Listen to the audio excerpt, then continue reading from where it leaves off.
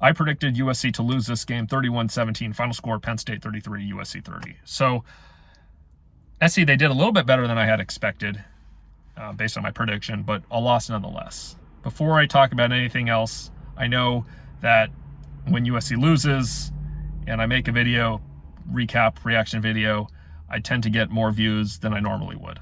Not that I get a lot of views anyway, but relatively, there are more people that will watch. So if you're a Penn State fan or anyone else watching my video or channel or seeing me for the first time, I just want to say hello and thank you for watching and taking, time out of your day to listen to whatever I have to say. So with this game, like I said, I predicted Penn State to win. And even though I went with that prediction, there was still a side of me that felt even in the prediction video that SC could still have a chance. And they did. They had the lead at times, and they could have won.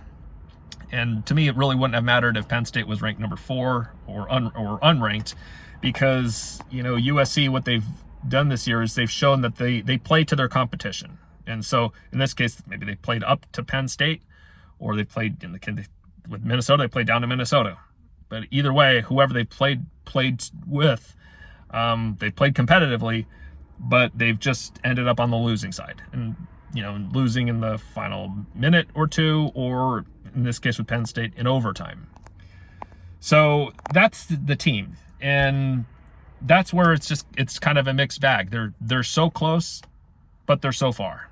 They've had leads in every single one of the games that they've played in, and they were in position to win, but for a multitude of reasons, they didn't. And I know there's going to be some people that will look at like an overtime and say, well, there were pass interference that were not called, and USC should have had a chance to to continue the drive and score, perhaps. I get that, and I could say, that call was missed.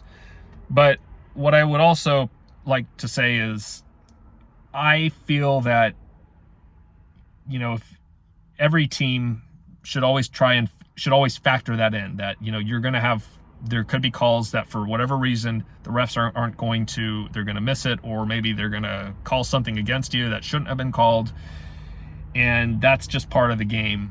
And you just have to play above that, so that you're not, so that when you're in these situations, a win or loss is not going to be determined by some call from the refs. And so that's why I'm not really going to to play that whole blame the refs game on it. But anyway, they've been close, so I give SC some credit for that. And to me, Penn State ranked number 4. They were a beatable number 4. And if SC had won and beat number 4 ranked Penn State, I wouldn't have been totally surprised by that either. I wouldn't have been like, oh my gosh, how could this ever happen?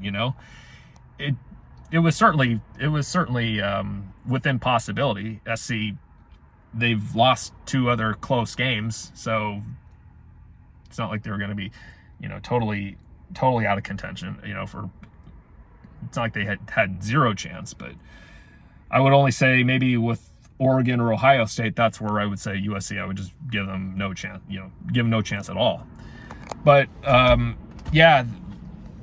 just this team, they have moments where they do look good, but otherwise the fundamentals, the foundations are still shaky. If you don't have the solid enough play on the offense and defensive lines are consistent, or the depth, it's going to be hard to accomplish all the other goals that you want. I mean, I think it's just like if you were to build a nice house, or luxury condo building, and you could talk about all the great amenities and what everything's going to look like on the top floors and the views that they're going to have, but if you're building on a very solid, weak foundation, and that's not strong. Well, the whole building is going to collapse, and it doesn't matter how great that penthouse suite could have been if the building if the building collapsed.